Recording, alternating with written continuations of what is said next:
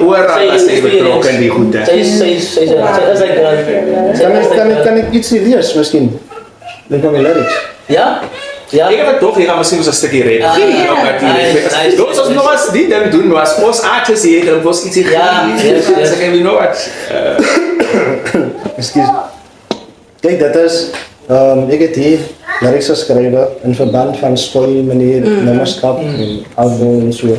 Er staan, die het gekomen toen die dag, toen in Bizale, op die boze eerste dag, boze dag.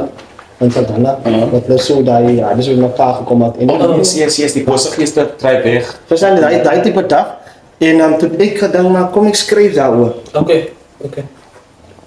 Ik schrijf daarover en ik maak die subject maar nou verzet die boze geesten.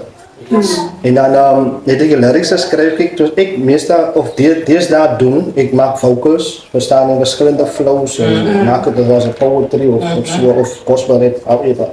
Maar dat gaan als voor.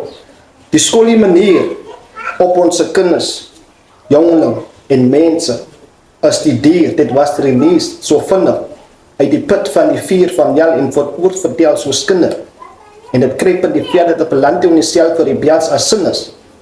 Nommerskap is een koe, dit is een vriendskap van die dode, bij de koninkrijk van God is dit verboden.